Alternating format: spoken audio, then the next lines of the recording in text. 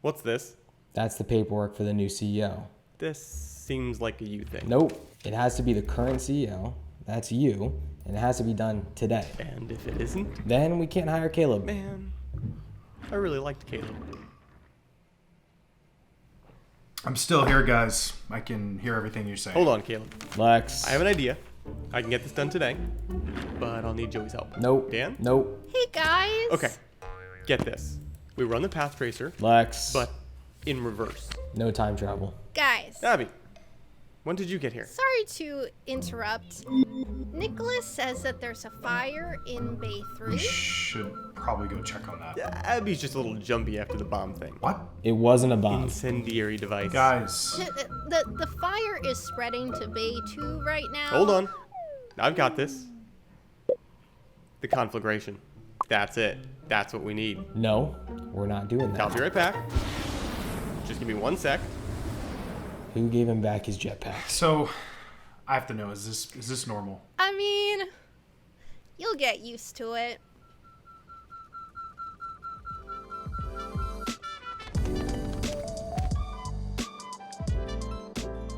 Okay.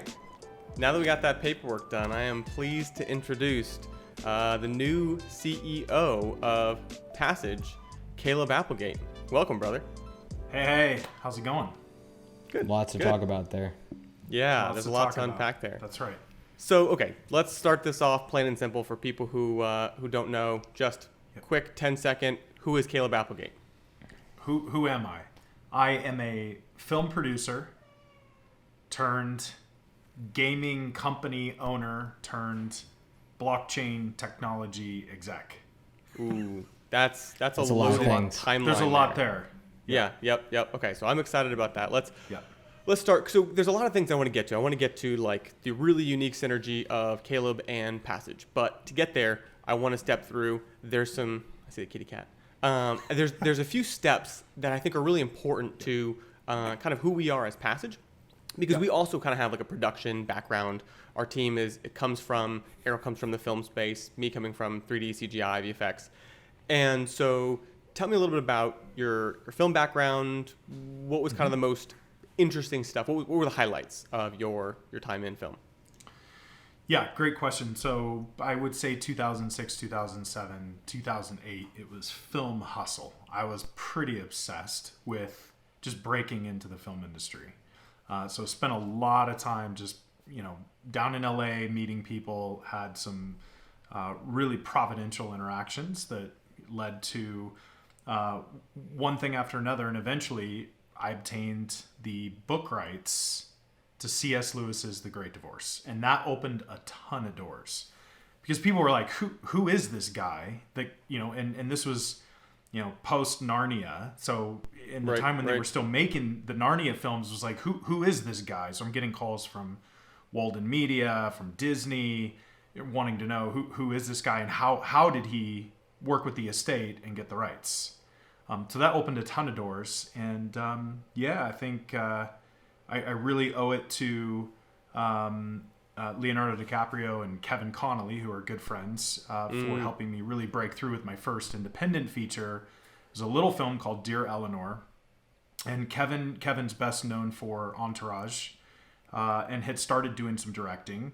And his agent called me one day and said, hey, I've got a client that really likes this project. And it was very nostalgic, 1960s film. Had a lot of really good just family type content. And it was a really wholesome story. But nevertheless, got a call from Kevin the next day and met him for dinner, and we just really hit it off and owe him a ton because that really jump-started actual boots on the ground production, just learning A to Z. And we had the privilege of having the entire Entourage crew from HBO's Entourage as our department heads. So not only did we get Kevin, but Kevin opened all sorts of doors to talent, as well as some of the best, I think some of the best department heads in the world. So it was incredible and immense gratitude to Kevin and Leo and the Appian Way team for really helping kickstart that whole project. No, that's cool. That's and awesome. This is a common theme you're going to see with Caleb's story, where so much of this is built around good relationships. I can say like this whole conversation just came out of us talking back and forth, like figuring out. At first, Caleb started as an advisor for our team, and the before that, he was a guest on the show. That episode actually didn't air because when it got down to the pipeline, we then were starting to think about Caleb a little bit differently, and so I wanted to. Or I just didn't do a very good job. There's that too. Yeah, it was actually the most. Okay, it was the either hire worst him episode. as CEO, or we can air this really dumb episode. Pick one. Yeah. Sometimes you just have to pick, Yeah. No, but yeah, so like the relationships, the conversations, like that's one thing that's been you're going to see as a theme through Caleb's story, but also like just on our team. Like for us, it's always been about solid relationships, taking care of people, and I've seen that. So like hearing about your time in the film world and how so much of that was pivotal on creating these relationships and taking care of people makes a lot of sense. Okay, so those are the highlights. I want to hear about the what are the crazy stories? Being in film, working with the people that you have. I have to imagine there's some gritty stuff too. Yeah. Well, which of the dozen do you want to hear about? Pick the good one. The best one. Well, so amazing story, and I'll always have this etched in my memory. Before Kevin taking the post as director, that particular project we had optioned. So for those who don't know, an option is when you basically tie up the rights to make a movie. You're not actually making it just yet, but you have the exclusive right with the project. So we worked with ICM, which is a big agency. And one of the agents that was there at the time said, hey, let's make a dream list of directors. And at the top of that list was Gary Marshall. And so I want to say, I don't remember the exact timeline, but probably 2 or 3 weeks later, I get a call from legendary agent John Burnham.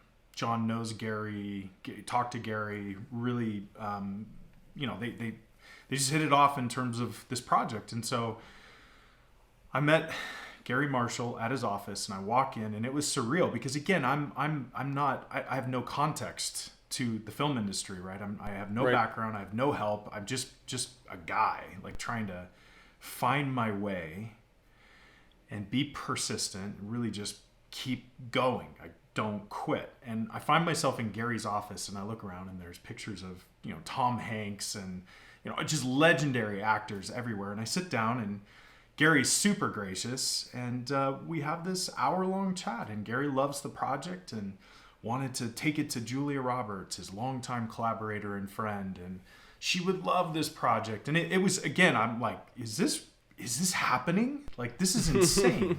Yeah. Unfortunately,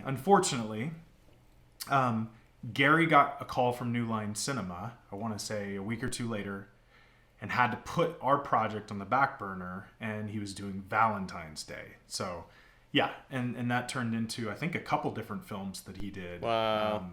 So, yeah, but that was always, that will always remain a really fond memory. Got to meet with him and talk with him before he passed away. So, yeah, incredible. That's awesome. Had you always wanted to do film leading up to that point? Or where did that come from? I had taken a little bit of a different path to get there. A lot of people don't know this, but right out of high school, I actually went to YWAM. It's called Youth with a Mission, and we taught English as a second language in Thailand, and it was definitely eye-opening experience. We got to see really incredible places around the world and learn about different people groups, and that got me even more interested in wanting to document with film. And it was while I was there, actually, I connected with a couple of guys who were finishing editing a movie for Fox called To End All Wars with Kiefer Sutherland. And those guys eventually were the ones that helped me get connected to different individuals who were actually making movies in the film industry. So that was kind of the jump starts. That was right after high school. That's awesome. I couldn't shake it. It was one of those things where I actually by default am very creative. I'm a very creative person, trying to not just problem solve, but think about how to do it creatively and uniquely and differently. And so film was an outlet for that. So yeah. That's awesome. Yeah, it's funny because there's some parallels between your story and my story. And so I feel like I never hear somebody say like, oh yeah, I got into filmmaking and then I got deep into entrepreneurship. But I think that there's a huge connection between those two things. I think that entrepreneurship is a requirement for getting into film. Yeah. So to me, it seems like a very natural path. But I think for most people, they'd be like, man, that's so crazy. That's like such a windy journey. It is. And I have heard this said before. God likes to draw straight with crooked lines. I'm definitely the crooked line story.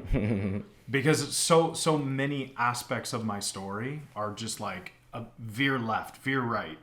Like, why did you start, a tap house? Where did that come from? And how did you go from making movies to living in Idaho, right? And working with a publishing arm and working with authors and different ministries and then getting into gaming. Like, it just keeps kind of swerving. And the really interesting thing is I didn't plan for any of that. I didn't throw a resume out there or ask somebody, hey, can I come work with you? Things just kept progressing. And, and the older I get, the more that I learn.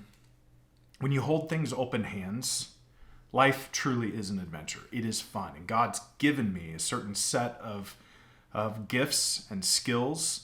And those are used in a myriad of very interesting, unique ways. And so I have to be patient. I have to be humble. I have to be open-handed and just go where God takes that, which has been a really incredible, fascinating journey. No, I totally get that. And I agree with what you said, Errol, where it's like, so it might be counterintuitive to say like, oh, the creative person getting into entrepreneurship. But honestly, you have to be creative. It's like there's a lot of things in there. It's like those things go together because if you want to be creative, you have to be an entrepreneur because if you don't, you're going to spend all your time. The time you need to survive, right, to make money is going to go into something else. If you wanted to go into creative endeavors, then you need to be. You also need to be creative in your entrepreneurship to make sure that you can make money doing what it is that you want to do, that you can, survive and keep your stuff going. And I've always found for us, like, I started off doing super generic graphic design, got into children's illustration, got into 3D design and rendering, like 3D animation. And it's like you specialize and like you said, the whole like drawing a straight line with a crooked stick, it's like from the ground level, it doesn't always seem coherent. Like, why does this path the way it is? But then when you kind of like look back, it's like, I especially when you're intentional, it's weird because it's like we can't know the future, but we're making decisions very intentionally, like, cultivating our skills and all these things. And you look back and you're like, shoot, like I couldn't be here if it wasn't for this random thing that happened back here. Like for us, it was doing a lot of work for in real life events. We worked with a particular team that connected us with Warner Brothers. It connected us with Marvel, Capitol Records, Amazon. Like that was the avenue through which we started to like connect with these big brands. And it was just a strange thing. If we hadn't gotten into rendering and animation, like none of that would have happened. So, well, and also even more random, if you, because I wasn't with you guys at this point in time, if you hadn't taken on Closet Pro and the closet industry, there's a lot of things that wouldn't have been open because you wouldn't have needed technical experience. And today, the guys who came on for that project are still on and are helping us build out Passage. Well, it's even more random than that too, like because we started bringing on developers into the team and doing more of like the interactive 3D design and not just like renders and animations for a bracelet company. It was weird. It's all these like these like weird little things where it's like someone just says like, "Hey, can you do this?" And you're like, "Yes, I can do that." And it's like.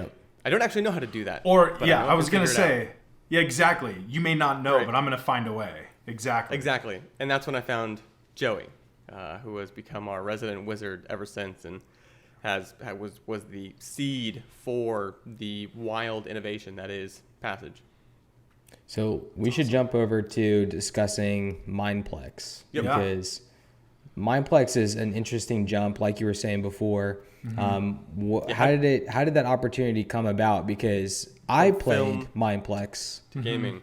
Yeah, I played Mineplex as I don't know how old I was, and I'm not gonna date myself. So, I played Mineplex when I was younger, and it was an awesome experience. It was honestly, I think, the predecessor to a lot of the battle royale games that we have now, because there was so many different battle royale setups when you were in there, even to the point where I believe when you got towards the end of the match, the circle would start to close in on people, so that they had to now start to combat and face each other. Yeah.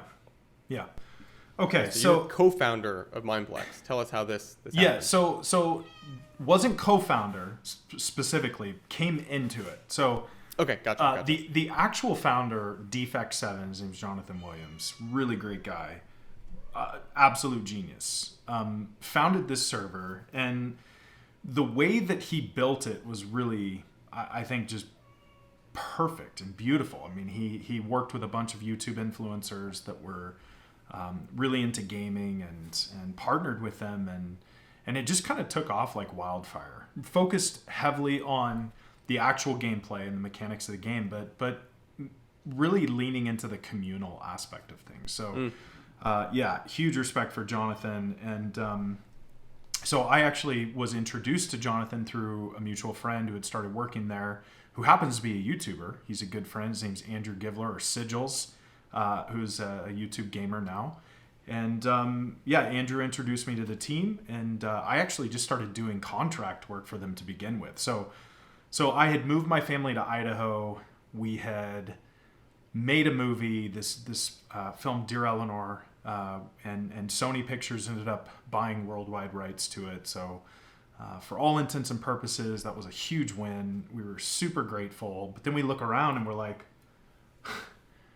we live in Idaho, right? We're not in LA. Yeah. And at that time, I want to say this was 2013, 2014, things weren't as accessible maybe as they are at this moment. We didn't have direct flights. We do now, down to LA. And Northern Idaho is becoming kind of this really interesting film hub, kind of an extension of LA. And so at that time it wasn't. And so we were looking around, we're like, shoot, how are we going to do this? And we have 3 kids, and I'm also a husband and father, and I don't want to neglect that. And film is really, really difficult on your family. And so when I had explored the Mineplex possibility, I was just intrigued with what the Mineplex co-founders and team had actually built. Like, they had done a really terrific job, but they needed some help. And so I came in, and early on we did this really fun thing. We did a big initiative with Logitech Gaming that I helped bring in, and then we did this cool collaboration with Mark Cuban and the Dallas Mavericks.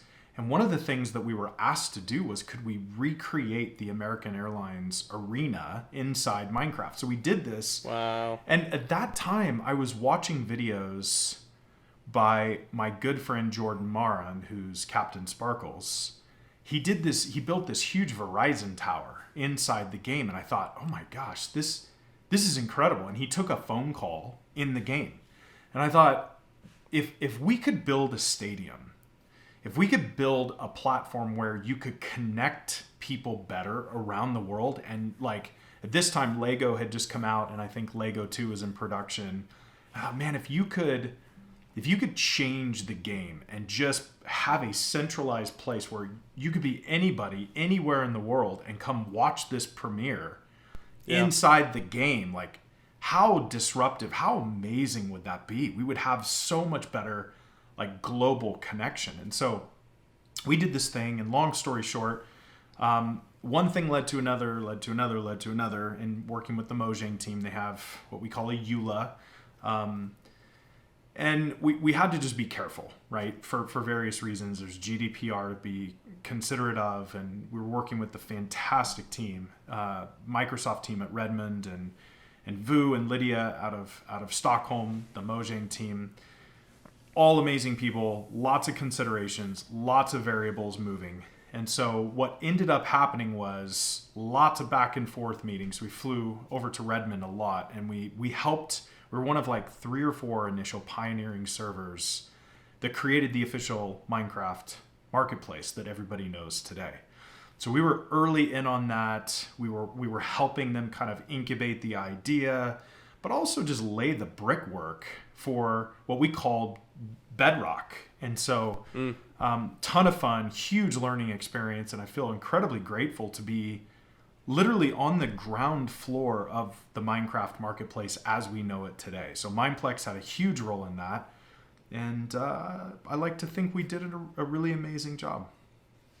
That's awesome. We should definitely circle back to that, because one of the It all connects to Passage when we start Exactly. talking about Passage. Yeah. It does. Well, it and, does. and of course, Which all this wasn't stuff- planned, by the way. Right. Well, it Yeah. wasn't planned by you or 100%. me, that's for sure. Yeah. Yeah, that's more accurate. I think a lot of what we see today when we talk about the metaverse connects back to those things that influenced all of us. Right. When we first experienced online games, when we first experienced purchasing digital items, the launch of the free what am I thinking of here? Free to play games. Free to play games right. It was not a sustainable business model until all of a sudden people recognized that people would buy digital things when they were motivated to do so. There's so many things in there that I think really deeply inform how we now look at games today. So It's true, Errol, and I want to touch on something you just said, because I think you kind of hit a nexus point which transitions me into like the next role with Enjin, because that's what most people know me. I've spent the last almost 4 years at Enjin. So where did that come from? That's really bizarre. Well, you just said something that's really interesting. People could own their items in a game, right? The founder, one of the co-founders, the CTO, Vitek Radomski at Enjin, is a huge gamer. And this is something that he often talked about. He's a gamer since he was a young kid, and he spent hundreds of dollars, thousands of dollars on in-game items. And oftentimes those games would go defunct. They would just close down. And one of the issues that he had was like, but I don't actually own this thing. I don't really own it. It's kind of trapped inside this game. And if the game goes away, so do my items, right? So I don't really own them. And the whole concept of Enjin kind of grew out of this. So how did I connect to Enjin? Well, I was at Mineplex. Yep. And Enjin had originated in 2009 as a CMS for gaming clans and communities. And they had built, to over 20 million users across, it was over 250,000 gaming communities. It was absolutely massive. And it turns out Mineplex was one of those communities. And so we actually used their donation craft tool. Yeah. So I was in a Skype group with Maxim and VTech and their director of operations at the time. And we had met up at a Minefair event. Mineplex was hosting this gigantic gaming station at these Minefair events that I was in charge of overseeing and hosting. Ton of fun, did a lot of traveling, and met up with their then director of operations and just was asking questions. I was really fascinated by this whole concept of really owning your in-game items. Like, I guess the concept really hadn't occurred to me, like, oh yeah, you actually could lose these.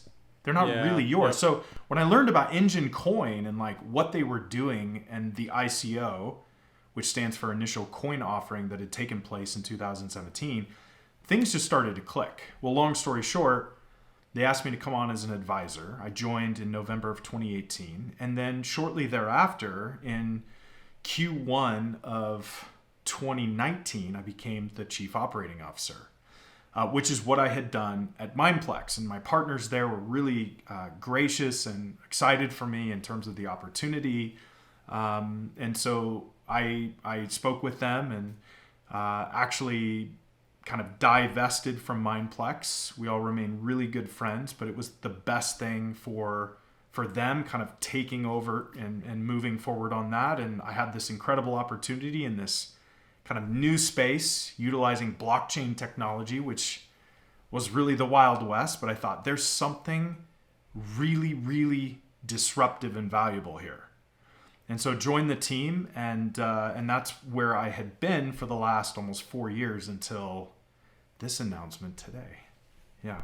That's awesome, man. And I love looking back and seeing like some of those threads connect, like your creative history in film, moving through to your experience in gaming with Mineplex, and your entrance into Web3 with the Enjin team.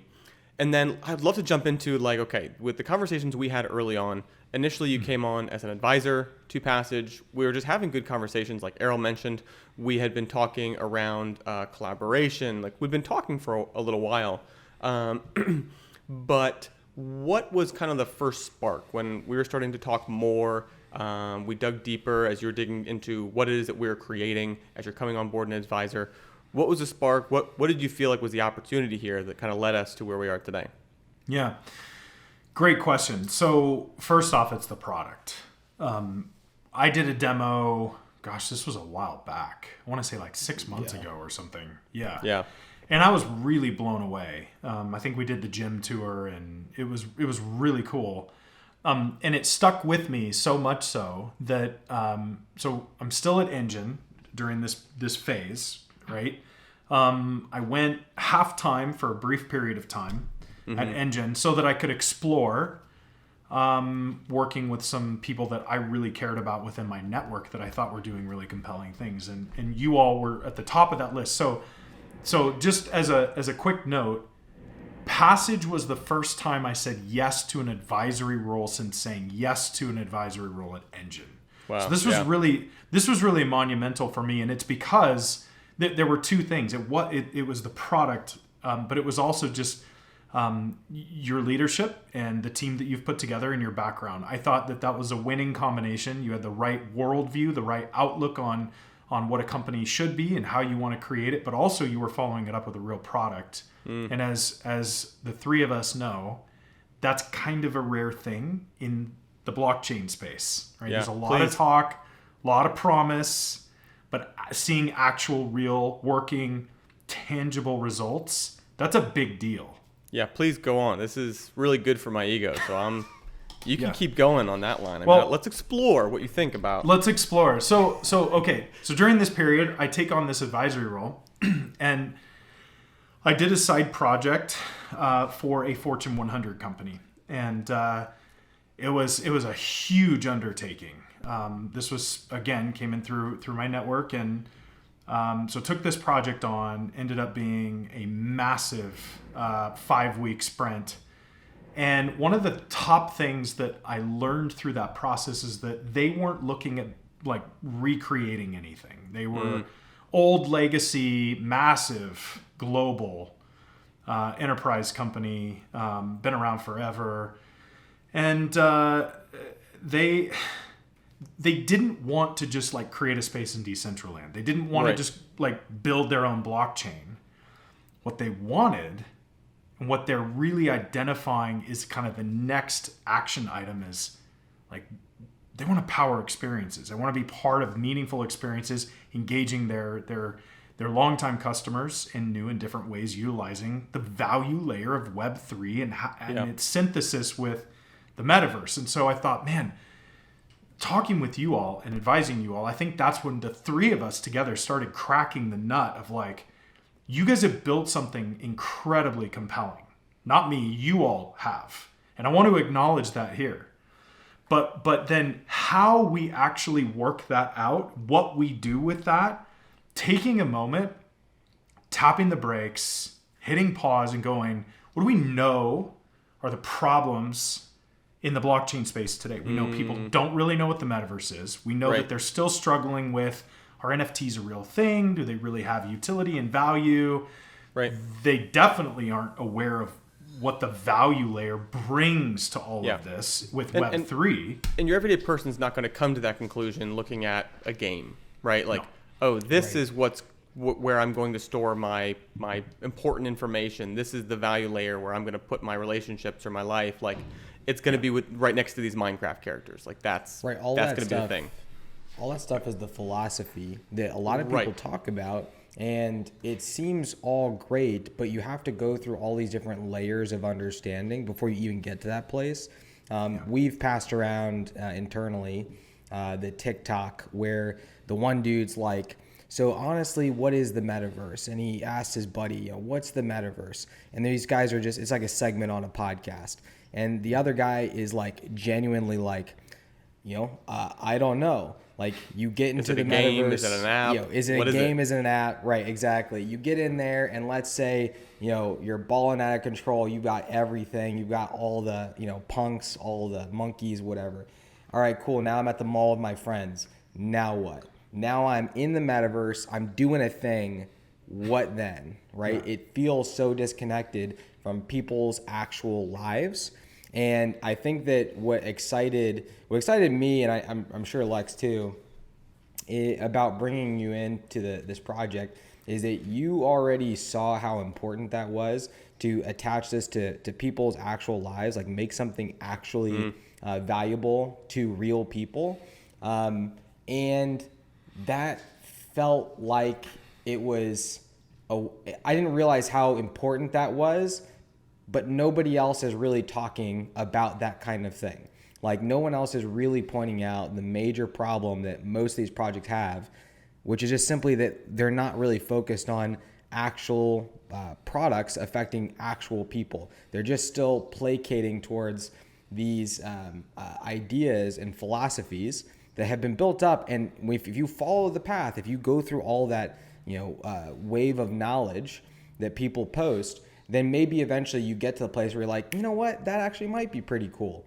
But the average person isn't going to get there right away. And so what can actually be beneficial to people today and actually progressively get them there? That's the thing that's going to be the winning thing. Yeah, building with purpose. And I think that is kind of the final bookend that I want to express here. Why Passage? Why did I take up this chief executive officer position at Passage and leave arguably an extraordinary position with an extraordinary company? It's because of the thesis. So you have the product, you have the people, and it's the thesis of creating something, being not just thought leaders, but pioneering what is currently the Wild West with a product that has purpose-built technology in a social framework that we're leading out with the masses. We're connecting everybody. We're creating, in essence, the roads in between all these cities, and we're saying, hey, we want to help you connect better, and we do not believe that the metaverse is this gigantic MMO, this terrible, right.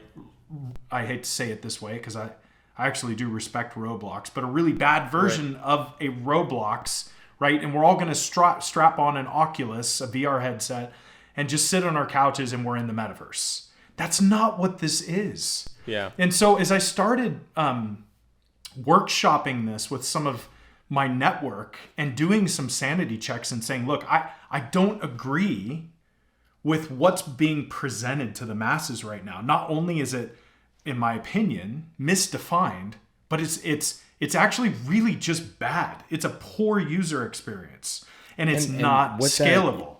And what that thing is that's being presented is walled gardens. It's the bad version of Roblox. It's mostly games. And then it's also digital escapism. A lot 100%. Of people seem to be leaning into this concept of digital escapism. And so what you're saying is you from the get-go have believed that it should not be any of those things. That those shouldn't be the end-all be-all of what a metaverse is or what this overall experience of connected worlds and digging into Web3. It shouldn't lead us into essentially isolation within a digital realm, like this digital escapism concept again. So what precisely. Is it? And what are we trying to be? Well, precisely, and why? The question is why? Well, because we were created to be in relationship. We're created to do life together. If there was one thing that the COVID pandemic has shown the world is that shutting down was the worst thing that could have possibly happened to people. The mental health issues that are coming out of that, the fallout is tremendous. Yeah. People who didn't shut down, they're living their lives, right? So we're created to live in relationship. So coming back to Passage. Why Passage? Passage is leading a bold thesis that says we believe in helping humanity stay connected, and we're going to do it in innovative, intelligent, tactical ways that is utilizing a framework, Web3, Metaverse, blockchain technology, decentralized framework and philosophy. We think that there's transparency here, accountability. You can own your items. You can own your items across worlds. Value flows wherever you go. All of that's encapsulated here within the Passage ecosystem, the platform that we're building. And as those things started refining the definitions and the product ideation, the vision started crystallizing and coming together, it was very clear to me, I have to do this. I have to come over here and join forces with you guys. You guys laid the groundwork for something really beautiful. I think bigger than any of us could have possibly imagined. So amazing, kudos to you all and your team. And joining, I feel incredibly grateful. I think God's been preparing a mighty way and opening all sorts of doors for me to be able to assume this post as CEO and step into this role. And I couldn't be happier. Incredible opportunity. I love that. And I'll say, like, in our early conversations, just to help people understand, like, what does this look like? Because we keep talking about, Passage in contrast to these other things and talking about the connections, right? Something connected. Our first, and I don't know, cut to B-roll of what does Passage look like, right? Because we started off by making this experience. And this is the gym demo you talked about that you came into. This is the raw Passage experience, which, the principles for us were accessibility and immersion, right? Those were our two important, because we wanted anyone to be able to get into it. It's streamed in the browser, but it's streaming from cloud compute. So looks really awesome, easy to get into, right? It was a combo that nobody else had really quite hit, where you've got something that feels immersive and you can accommodate all kinds of creative styles, right? Not just Minecraft, not just Roblox, but you can do that too if you want, if you're cool with the, cell shaded cartoony style, or you can go realistic, professional, whatever, or anywhere in between. That was kind of the goal but we want to make this accessible. And that is a form of connection, making sure people aren't disconnected from the experience because they're not a gamer or they're not a Web3 enthusiast and they don't understand the technology. What you brought into the equation was really something that, like, we'd wanted to go this direction where, we knew that we were trying to push towards a framework where, somebody can create a Passage experience, but the goal is the biggest goal wasn't the individual Passage experience. It was the network of experiences and having assets that are separate from the experience, right? Yes. So that the items, the relationships are all separated from the experience so they can go with you wherever you want. They're yours. Right? Yes. Right. Because it's not about the Passage experience. Anything can be a Passage experience. That was kind of our idea, was Decentraland can come join us. Minecraft or Roblox or Facebook or Twitter can join Passage, right? And allow you to bring your relationships there, to bring your assets there, to bring your reputation there, your following, your credibility. All these things should be decentralized and go with you. And the real Passage construct was just creating the framework for this that other people can tap into. And you really helped. And then thinking, okay, if Web3 allows us to create that layer that overlaps all experiences, then how does that tap into the physical world, right? How do we take that value, the credibility? How do I pull out my phone and scan my wallet at the coffee shop or at an event venue and bring my reputation physically with me, right? And so that the value comes back to the physical. You really helped to push on us, hey, that's important. And that isn't something that should wait for the future, right? Until we've kind of like, it's like, no, that's core to what you're offering with Passage. That needs to be at the forefront. Yeah, it's also your relationships. It's your entire network. It's your world. And your world doesn't just exist in the digital virtual realm, right? There's a physical component as well, which is the basis. And those two things need to mesh together. And that's where things start to become very, very interesting. Again, it's not that we're just going to strap on a VR headset and that's it. That you're in the metaverse now, and there's a virtual economy within that experience. It's so much more than that. And it becomes fully realized, again, when it's synthesized and synchronized with the world you already are in. Connected to the car that you drive, the sneakers that you wear. Nike's already doing that. It has to have that physical connection. And so, and as I, to your point, as I look back and I see what was one of the originating sparks of why I joined the Enjin team. Well, it was because VTech was a gamer and VTech believed you should really own your in-game assets. And I thought, yeah, actually, you should. And that began...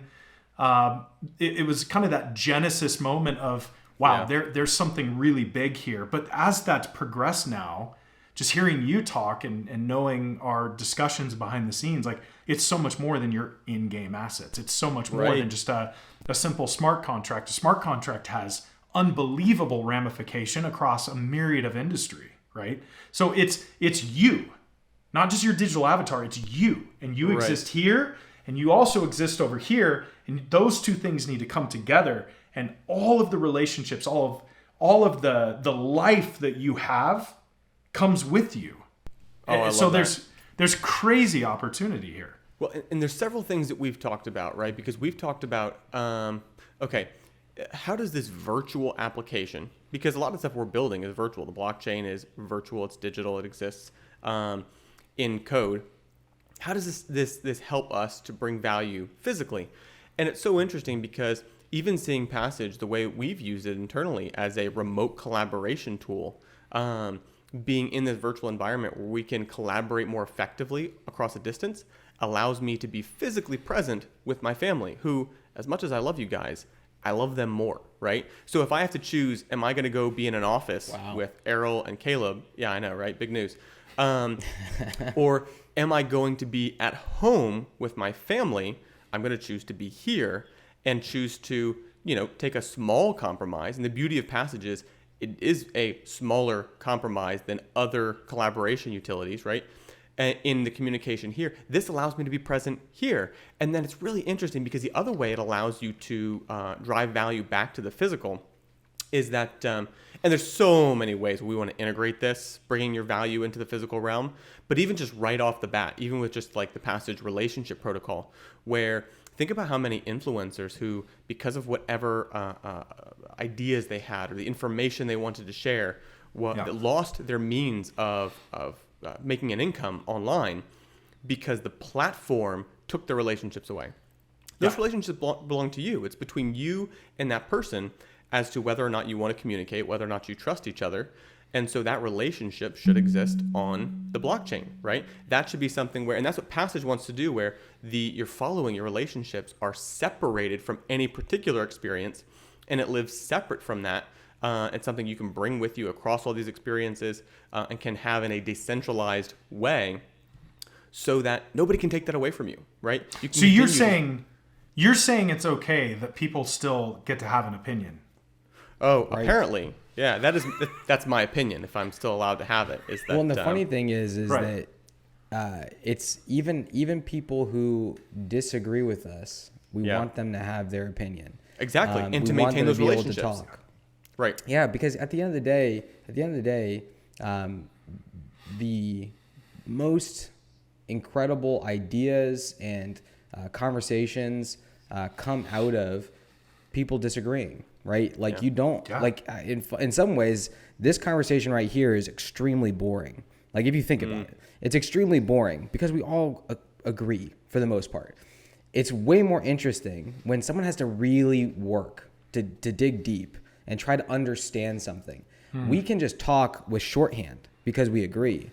Stay tuned for when me and Errol get into an argument. That'll inevitably happen. Right. That'll be a segment. Lex and Errol. Next episode will be Passage and Steam. Yep. Right. Exactly. I'll take Errol into Halo, and then we'll have an argument. So anyway, point being is that being able to have a platform for that type of conversation, having a platform also where all kinds of things can exist and be built without fear that they don't own that thing, because we've created a strange construct where we have these platforms where people are adding a ton of value that isn't theirs at all. They're really doing a lot of work for the platform itself. Yeah. And so it almost can barely even be called a platform at that point. At that point, it's, go ahead. And here's something that Caleb has said that's been really powerful for me. And you've said this about the marketplace. So somebody might hear this about a relationship protocol and think, well, why doesn't somebody just build that, right? There's a lot of ways in which it's not technically very intensive to build. Essentially what you're talking about in a way is a decentralized database. There are people who are building things like this. Like why can't we build that by itself and we manage the virtual experience? Because ultimately you can't separate the two, because people don't build relationships in a vacuum, right? People build relationships through experiences. And this is what you said, Caleb, about the marketplace is that this is another element of the Passage infrastructure, where when somebody creates a Passage world or connects an existing experience to Passage, they get the benefits of cross-world market, right? They can have assets that work across numerous worlds. And the problem with market and the whole like trading of goods outside of a context is that it's so easy to have like these kind of like abstract items that are really devoid of concrete value. People buy things where they're at, right? You've used the example of like you buy fun things at Disneyland because it's Disneyland, right? Like that's where the value is. You're here to do the Mickey Mouse thing. Whereas a lot of the markets that we have now, you're buying abstract. Maybe it has a picture, which makes it a little bit less abstract. And it's like, well, this one looks cute. But that's about as much as you can say about it often. People keep talking about utility, but utility demands context. And so the assets, the relationships, these do need to be separate from any particular experience, in that you should be able to take them with you. Even if the whole world or experience goes down, you should still own it. But you're only going to create that value, create those relationships within a context. That's why this has to be bundled together. You can't think about the experience separate from the assets or separate from the relationship. Yeah, that's spot on. No, totally. And the thing is, looking at the different marketplace issues that exist right now, there's quite a few marketplaces, as our audience knows. But why would you go there? That's the question, right? Why would you go there? And is there something there that is compelling? Perhaps there is, but that's not really how people buy things. There are elements of buy pressure, community immersion. There's actual neuroscience backing why people buy things, how they buy things, how they engage, what's the tipping point, right? So we are thinking about these things now. And what we've quickly realized is that marketplace commerce can be reimagined within the space. Right. This is where buy pressure is almost instantaneous. If there's a festival happening, an event happening, and I'm getting those notifications, not only am I going, all my friends get to see that I'm going, right? And I'm there, and there's a 30-minute only physical and digital merch drop. There's an NFT drop. There's a golden ticket reveal. This is where it happens. It's not going to OpenSea and seeing a myriad of just abstract pieces that have no meaning to you. And this is why the masses are so terribly confused when it comes to how is it that people are buying these right-click and save JPEGs, right? Yeah. So yeah, for real. All that is totally backed by what we've seen in people's behavior around these Fortnite concerts that have been coming out. Both of you guys I know have seen this, but for anyone who's listening or watching, there's these Fortnite concerts that have been going on that have huge artists. You got Justin Bieber doing it. You got Ariana Grande doing it. And they make as much as they would make on a tour, like an entire tour. They make in just a 7-minute concert that's 100% free. And it's in Fortnite. It's 100% free. Why does that make so much money? Because they're in the context of being in this experience, and an offer is made to them. While they're in that context, there's offers being made around this experience. Yeah. So because they're in that context, they want to participate in that because there's an excitement to it. And then there's also just the meaning of having been there, right? Right. So all kinds of stuff that we could go into that, and human motivation and all that. Well, exactly, and I think that's a great cue to talk about what is Passage. Again, it has a core set of features. You all have done an amazing job building out a rich experience for some of the biggest companies that you all have interacted with and engaged with on the planet, right? But could you take that, and could we build a bridge that people are familiar with to enter into the worlds of virtual immersion utilizing the value layer of Web3? And the answer is 100%, and it's actually not that hard. And we've already begun the process of doing this. So what is Passage? It's better connection. It's curated collections of spaces that you care about, which is to say your communities. And then it's commerce. It's opportunities for better engagement, social extension. I didn't know that even existed, and that's connected to the things that I already love. Therefore, I'm going to go do this, right? And engage with these people, meet new friends, build out your empire of connections, and then you get to also participate, right? That's the beauty of blockchain. That's the beauty of this entire tech stack, is you're no longer a product that's being marketed to. You're now a participant. You're giving back, and that's the beauty, because the opportunities, we're just barely scratching the surface as we get going with Passage as a social connector, as a social platform. From there, it's like, well, how can people contribute? How can people give to these communities? It isn't just take, be marketed to, be the product, and somebody else is making a ton of money off of you. We look at data, for instance, and we say, no, it's yours. Just like all your relationships, your friends, your life, it's all yours. Yeah. So as we think through what is Passage and what's the main value proposition for the masses, we're considering things like, you're no longer a product. You're coming into the Passage platform and you're a participant. You're here to give something. You're here to participate and contribute and experience new worlds, new places, new people in ways that you've never even imagined. Yep. Okay, so I have I have an important question as the former Passage CEO. Why did you steal my job, and how could you? And how could you? How dare you? Could you? Oh man. Well, you asked me. Well, there's that. You did ask for this. Yeah, you did ask for this. Look, I think from the beginning, I know it's a collaboration. Because you're taking on a new role, what is not lost is the infrastructure in which you and Errol and the rest of this brilliant team have constructed, right? All we're doing now is we're saying, look, we see unbelievable potential here to help people. And so to that end, we're going to be really tactical and strategic. We're also going to be thoughtful and purposeful and responsible in the next days ahead and how we deliver this, who we work with. Talk about incredible use case.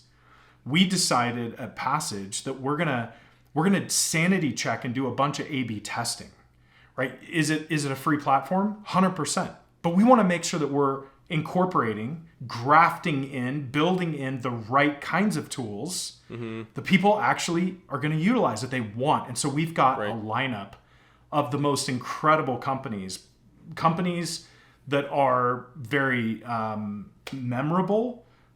You're going to know who they are. We've got a AAA game studio. We've got influencers. We've got an incredible lineup. And the thing is, we're having to pare that back because we have the waiting list is just growing like crazy. And so we want to be really intentional with how we deliver this to the masses. Well, and you really did answer the question, how could you, by laying out how you were taking, how you've been taking the job of CEO, how you've been kind of like running with that. And absolutely, I mean, the reason I asked Caleb to be our CEO, I'm tapping out here in a sense, right? Because there's so much that we've done to get to this point.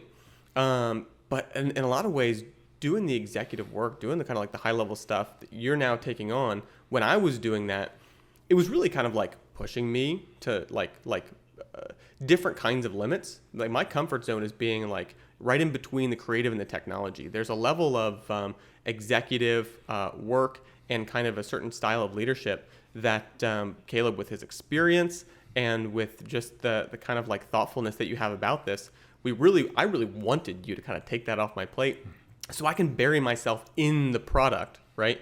And be working really closely with the creative teams, our marketing team, our game development team, and with the engineering team.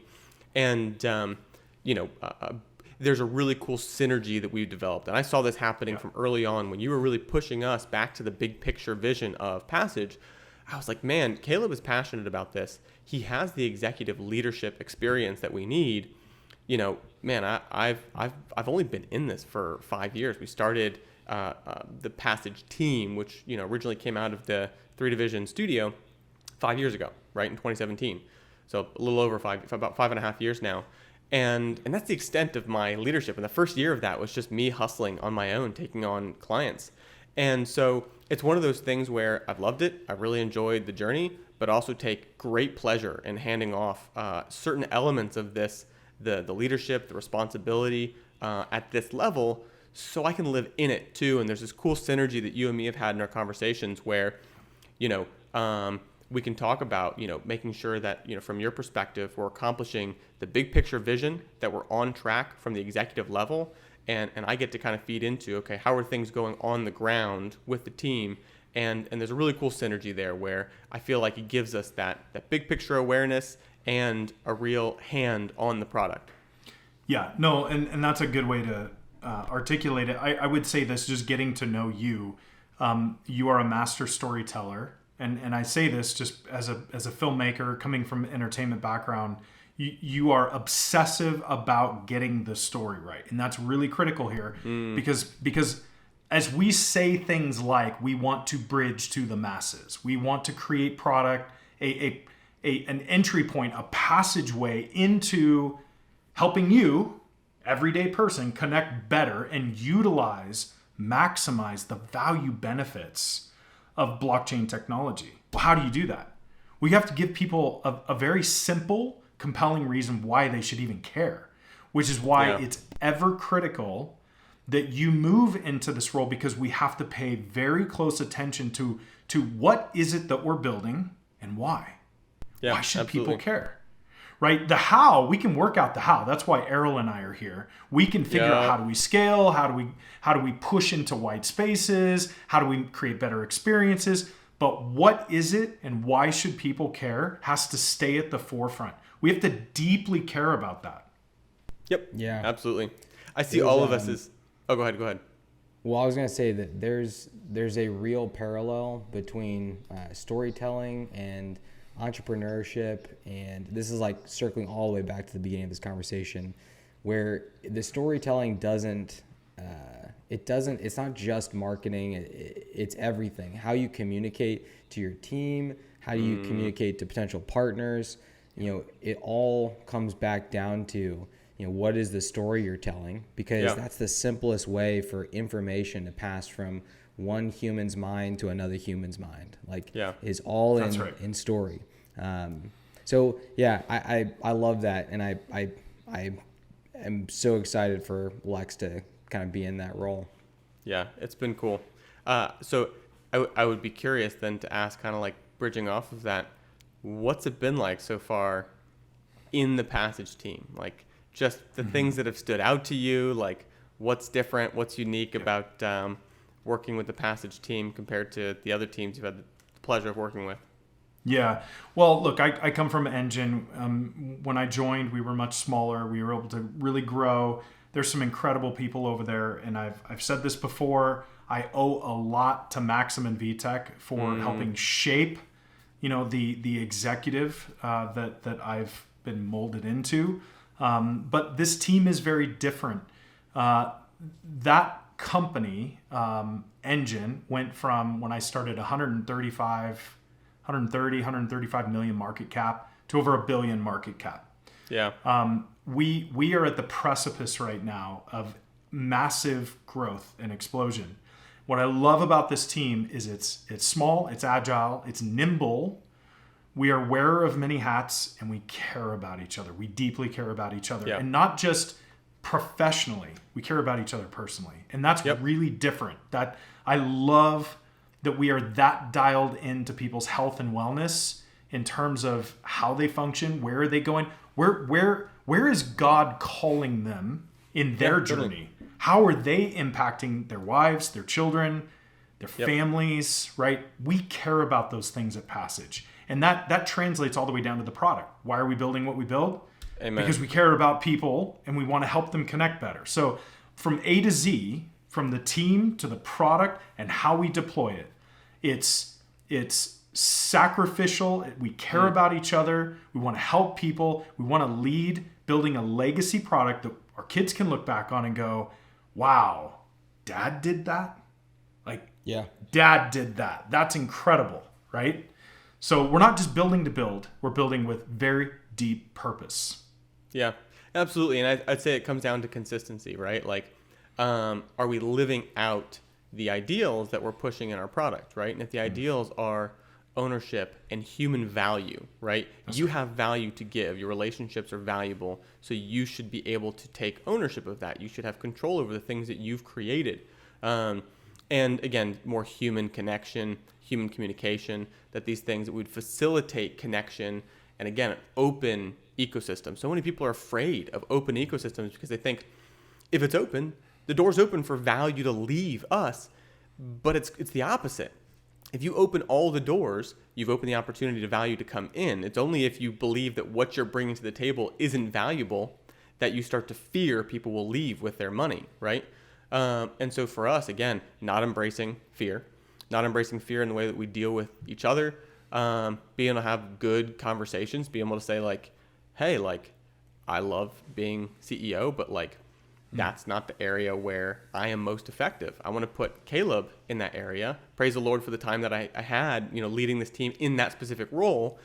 And like, let's each balance each other out in the way that one person's better than another person. There's trust involved in that. So again, consistency is huge, and something where, again, it's not that we're a perfect team. There is no perfect team. The whole point is that like, we want to be honest about, what it is that we're trying to create and how we're going to do that with each other. And just, so that kind of consistency has been huge.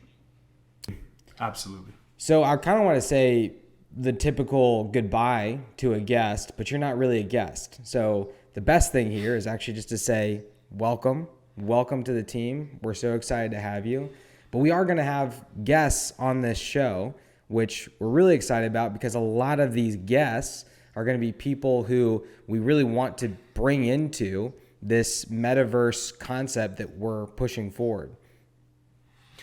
Absolutely. Yeah. We already have so much momentum behind us. It's kind of unreal. Again, there's no friction to entry. We're already talking with some huge companies, some influencers that are not only interested in helping contribute to the ecosystem, but they want to be a participant with the Passage platform. And so in the coming months, we're going to have some really exciting announcements about who's joining kind of that initial 10. And the way that we're doing this for our audience is because we don't want to get too big too quick, right? It is a free social platform. We want to narrow it down to an initial 10. We've already booked those out. Essentially, we have way more than that. And then we're going to open that up to 100 in Q1, Q2 of next year. And then from there, we're going to go public waitlist and invites for our initial 100. I think we're going to give them 5 invites each. So we're still kind of working out the details. Yep. But we want this to be all about connection. So who do they want to invite? Who do you want to nominate? Right? So I think watching this organically grow is going to be fast. It's going to be furious, but it's also going to be really, really fun. So stay tuned. Yeah. Exactly. 100%. Stay tuned because this is just the first episode bringing you guys through this journey, our passageways into this metaverse experience, into this system of connection. And we're going to be bringing along some really exciting faces for the ride, people that we want to bring into the show. Stay tuned, and we'll be joining you with some more exciting guests very soon.